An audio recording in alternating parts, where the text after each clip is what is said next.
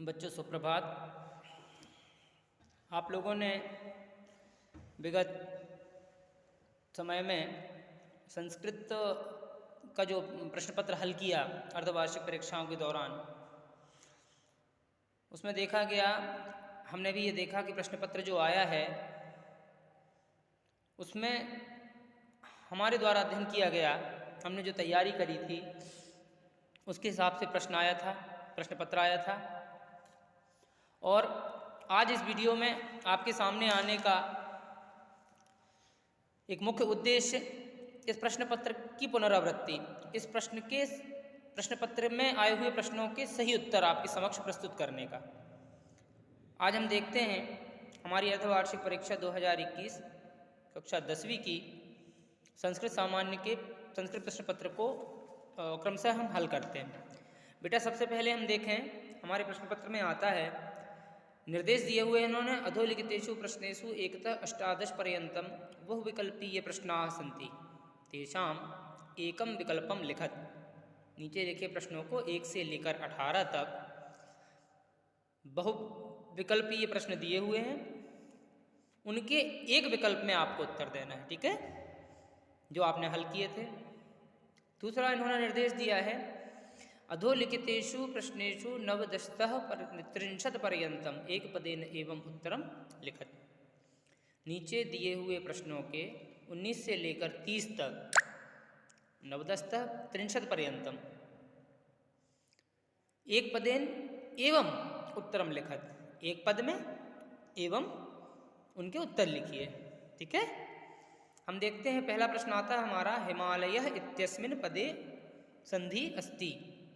4 विकल्प दिए हुए थे इन्होंने, यण संधि, दीर्घ संधि, गुण संधि, वृद्धि संधि। हिमालय शब्द में संधि होती है दीर्घ संधि, ठीक है। दूसरा इन्होंने दिया है, सज्जनः इत्यस्य पदस्य संधि विच्छेदः अस्ति। सज्जन इस पद में संधि विच्छेद क्या होगा? 4 विकल्प दिए इन्होंने, सत धन जनः, सच धन जनः, सज धन जनः, सज्ज धन जनः। इसका सही उत्तर होगा सत धन जनः, ठीक है। अगला आता है, अधोलिखितेषु विसर्ग संदेह उदाहरणम् अस्ति। नीचे लिखे विसर्ग संधि के उदाहरण बताइए। नमस्ते, विसर्ग संदेह उदाहरणम् अस्ति, नमस्ते, स्वस्ति, गायकः, रमेशः, ठीक है। तो नमस्ते इसका सही उत्तर होगा। अगला प्रश्न आता है, माता पितरौ इत्यस्य समास विग्रह भवति। माता पितरौ शब्द में समास विग्रह क्या होगा? माता पितरौ शब्द में समास होगा आपका माता च पिता च। अधोलिखितेषु बहुव्रीहि समासः अस्ति। नीचे लिखे बहुव्रीहि समास कौन से हैं? नीलोत्पलम, यूपदारुः, चंद्रशेखर, नवरात्रम। सही उत्तर आएगा इसका चंद्रशेखर। महापुरुषः इत्यस्मिन् पदे समासः अस्ति। महापुरुष पद में समास कौन सा है?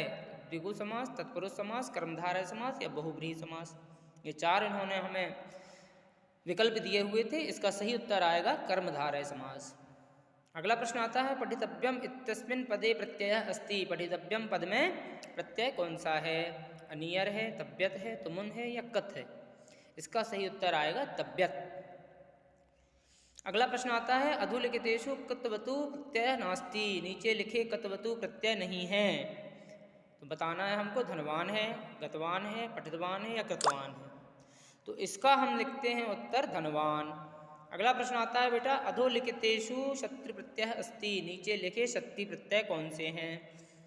इन्होंने ऑप्शन हमें दिए हैं, विकल्प हमें दिए हैं, हसितः, हसितवान, हसन या हसितुम। तो इसका सही उत्तर आएगा हसन।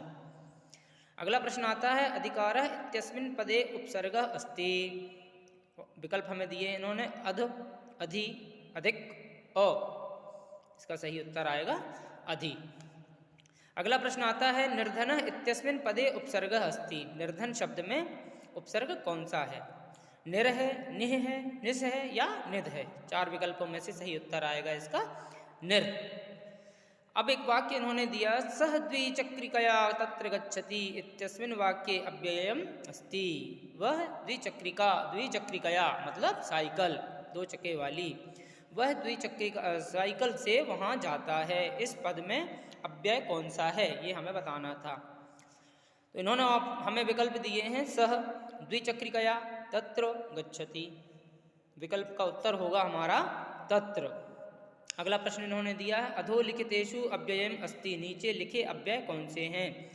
विकल्प इन्होंने हमें प्रस्तुत किए हैं पुत्र, सूत्र, मित्र, कुत्र। इसका सही उत्तर होगा कुत्र। ठीक है। अगला प्रश्न आता है अधोलिखितेषु अव्ययम् नास्ति, नीचे लिखे अव्यय नहीं हैं। विकल्प इन्होंने दिया है यथा, कथा, तथा, तदा। उत्तर आता है बेटा इसका कथा। ठीक है। अगला प्रश्न आता है यास्यामि इत्यस्मिन् पदे लकारः अस्ति, यास्यामि जो शब्द आया है इसका इस पद का लकार क्या है। ठीक है। इस प्रश्न के इन्होंने विकल्प दिए हमें लट लकार, लंग लकार, लृट लकार, लोट लकार। इसका सही उत्तर आता है लट लकार। तीतः अंति सीतः थ आमी आवह आम। ठीक है। अगला प्रश्न इन्होंने दिया है हंति इत्यस्मिन् पदे वचनम अस्ति, हंति शब्द में, हंति पद में वचन कौन सा लगता है, कौन सा आता है। इन्होंने हमें विकल्प दिए एक वचन, द्विवचन, बहुवचन। तीतः अंति, फिर से आप सूत्र पे आ जाएं, अंति आया बहुवचन आएगा इसका सही उत्तर।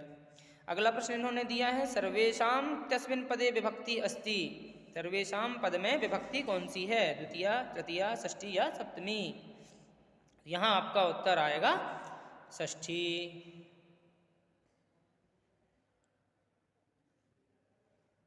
मम इत्यस्मिन् पदे विभक्ति अस्ति, मम पद में विभक्ति कौन सी है, तो इसका सही उत्तर होगा षष्ठी। रिक्त स्थानम पूर्यत, रिक्त स्थान को पूरित करें। वायु रिक्त स्थानम ददाति, इसका सही उत्तर आएगा वायु अनिलम ददाति, अनिलम आएगा रिक्त स्थान में। ठीक है। दूसरा प्रश्न इन्होंने कहा है ज्येष्ठो भ्राता रिक्त स्थान, तो ज्येष्ठो भ्राता, ज्येष्ठ भाई किसके समान होता है, पिता के समान होता है, बड़ा भाई पिता के समान होता है। तो ज्येष्ठो भ्राता पितृसमः, पितृसमः आपका सही उत्तर आएगा।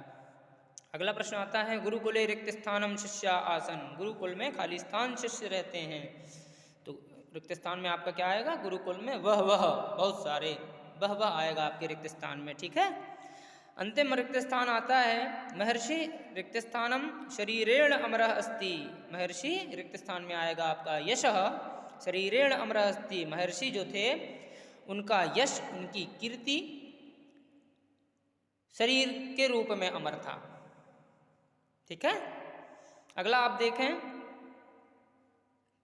सर्प इत्यस्य पदस्य पर्याय पदम लिखत, सर्प शब्द का पर्याय पद, पर्यायवाची लिखिए। तो सर्प को पर्यायवाची शब्द में कहते हैं भुजंगः।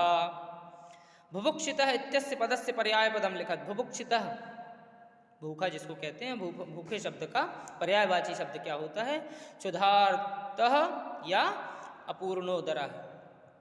अपूर्णोदरः मतलब खाली पेट, जिसका पेट पूरी तरह से नहीं भरा हुआ है, जो भूखा हो, आधा भूखा हो। उन्नति इत्यस्य पदस्य विलोम पदम लिखत, उन्नति शब्द का विलोम पद लिखें। उन्नति शब्द का आपको बताया था अवनति आएगा। अगला प्रश्न आता है उत्थानम इत्यस्य पदस्य विलोम पदम लिखत, उत्थानम शब्द का विलोम पद होता है पतनम। ठीक है। आज के लिए इतना ही। आगे के प्रश्न पत्र को हल करने के लिए हम अगली कक्षा में आप लोगों के समक्ष उपस्थित होंगे। तब तक के लिए एक बार पुनः आप लोग इस पेपर प्रश्न पत्र का पुनरावलोकन करें, अध्ययन करें, घर पर रहें, सुरक्षित रहें। जय हिंद।